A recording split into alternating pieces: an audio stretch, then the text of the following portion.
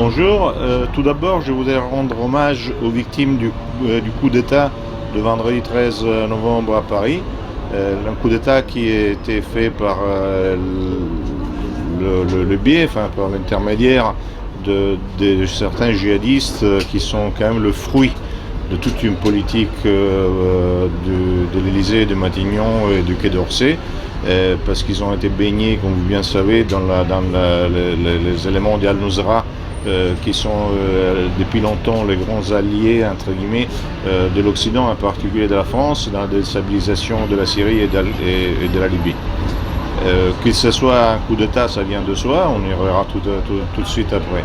Évidemment, la France n'est pas seule dans ce genre d'offensive. On parlait la dernière fois que je suis venu, on parlait de l'offensive qui est en train de se produire sur les côtes italiennes et du fait qu'un parti que j'appelais le parti jésuite est très actif dans cette action.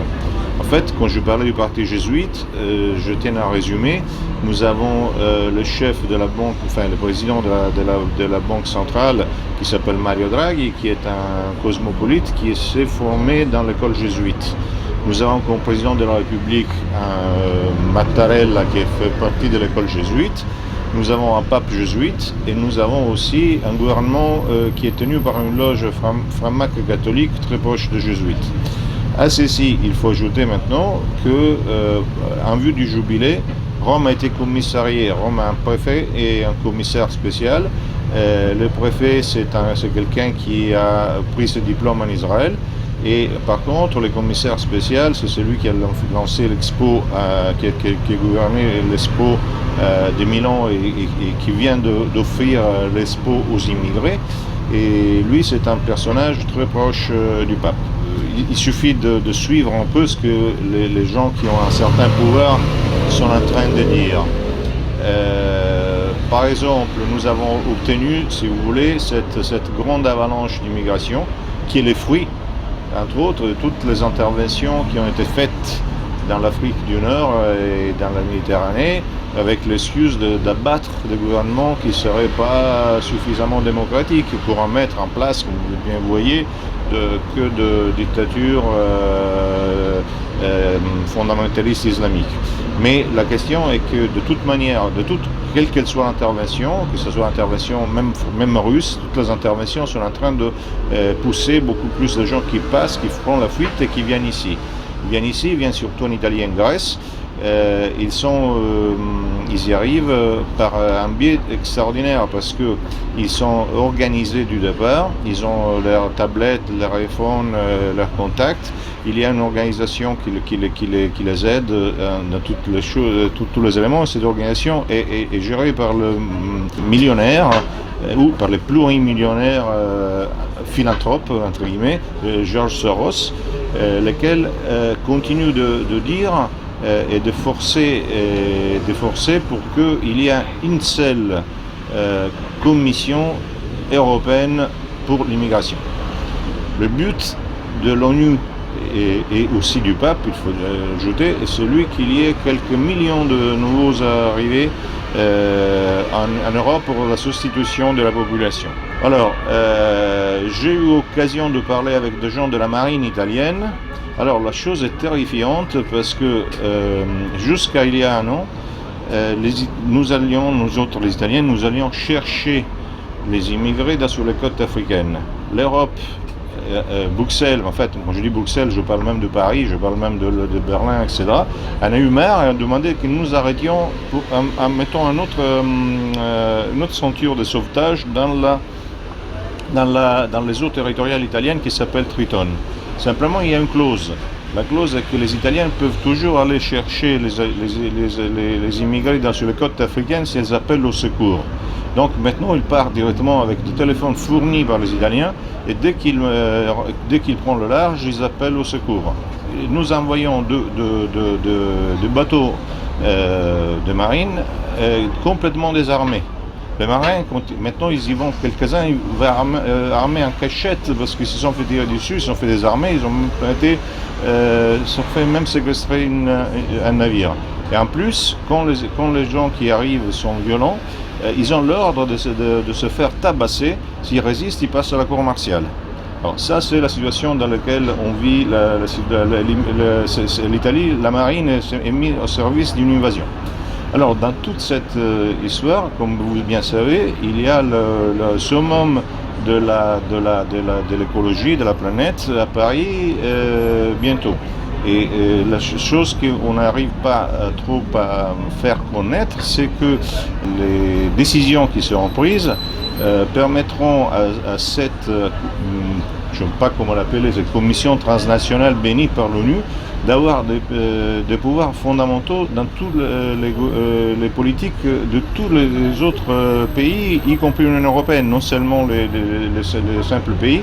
Et on a tout est mis en caution, même la finance, la santé, etc., selon des critères très subjectifs concernant l'ambiance. Alors nous avons cet élément-là, celui de l'immigration, et probablement un troisième échelon, ce sera la création d'une commission générale mondiale pour le dialogue entre les confessions. Et tout cela sera favorisé dans un climat terrifiant dans lequel toutes les guerres de religion permettront tout le reste, tous les autres intérêts, tous les autres jeux économiques, géopolitiques, etc., qui sont derrière. À ce moment-là, actuellement, le résultat du 13 novembre, je disais, c'est un putsch, ça me paraît évident, parce que non seulement ça donne un changement de pouvoir à niveau de constitution, mais ça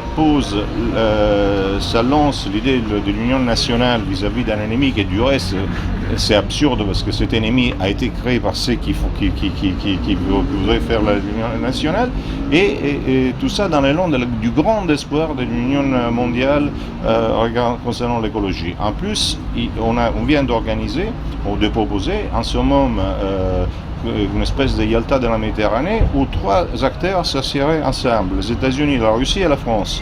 Alors ça, c'est très important parce que ça signifie que si vous allez arrière de quelques mois, pour la question de l'Ukraine, se sont assis trois États qui sont les États-Unis, la Russie et l'Allemagne, sous un critère d'apaisement.